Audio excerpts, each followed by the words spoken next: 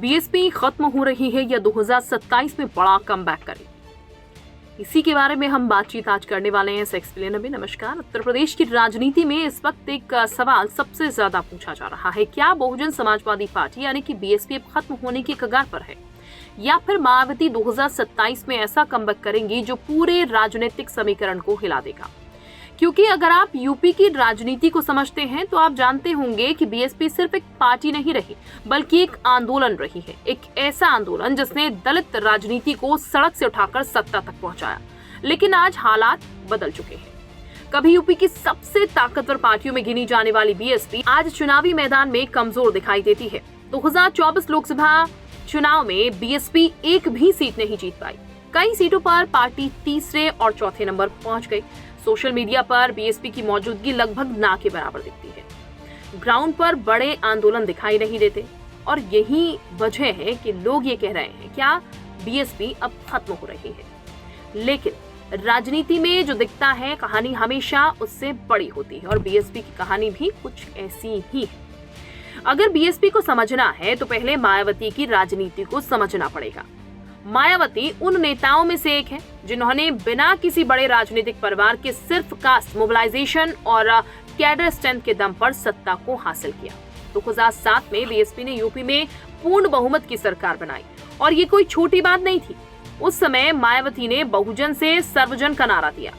दलित plus ब्राह्मण social engineering का ऐसा मॉडल बना जिसने पूरी राजनीति बदल डाली।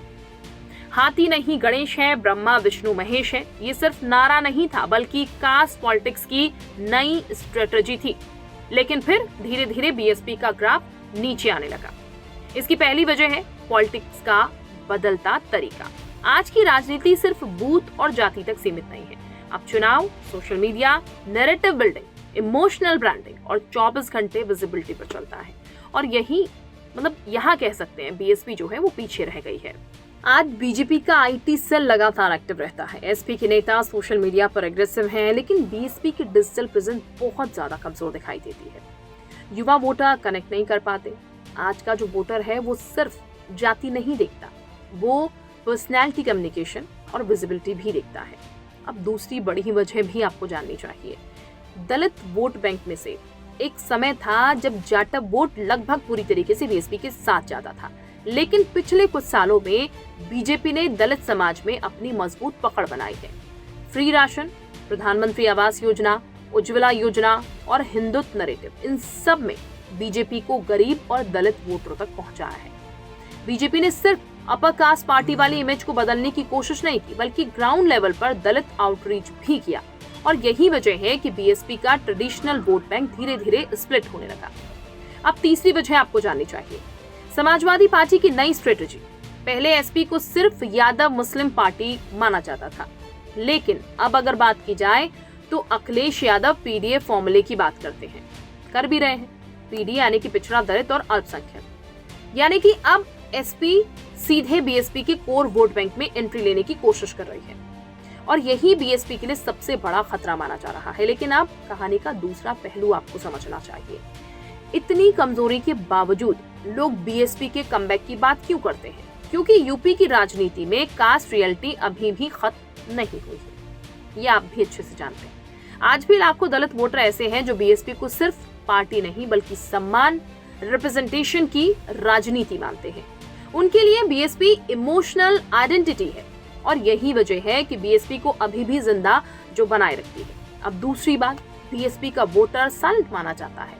वो टीवी डिबेट्स में नहीं दिखता है, सोशल मीडिया ट्रेंड में नहीं दिखता है, लेकिन चुनाव वाले दिन अचानक से गेम बदल सकता है। तो देखिए, यूपी की जो राजनीति है उसमें कई बार ऐसा हुआ है जब एनालिस्ट ने बीएसपी को कमजोर माना, लेकिन वोट प्रतिशत उम्मीद से ज्यादा यहाँ पर निकला, यानी कि बीएसपी को पूरी तरह खत्म मान लेना अभी भी रिस्की है। अब सवाल आता है 2027 में बीएसपी कमबैक कैसे कर सकती है? पहला रास्ता, एंटी इनकम्बेंसी।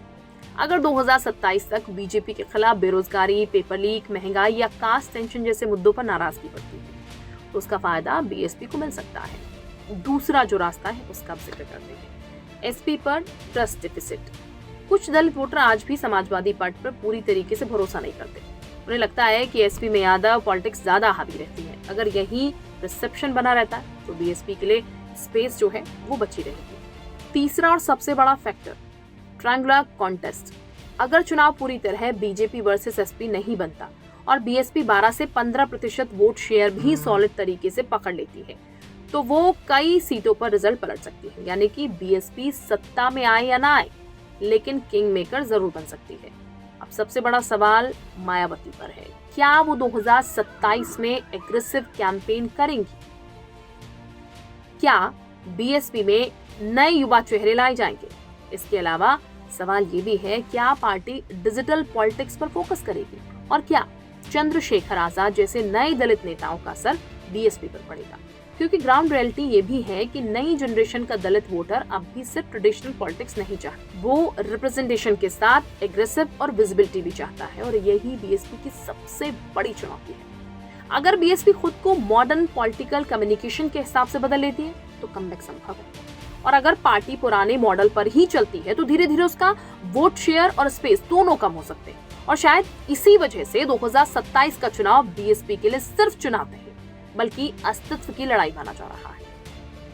क्योंकि अगर बीएसपी मजबूती से वापसी करती, यानी कि मजबूत वापसी करती है, तो यूपी की पूरी राजनीति बदल सकती है। लेकिन अगर इस बार भी प्रदर्शन कमजोर रहा तो पहली बार बीएसपी के भविष्य पर बहुत बड़े सवाल खड़े हो सकते हैं। तो सबसे बड़ा सवाल आपसे, क्या बीएसपी खत्म हो रही है या 2027 में मायावती फिर सबको चौंकाने वाली है? कमेंट्स में अपनी राय जरूर बताइएगा और इस वीडियो को शेयर भी कीजिएगा।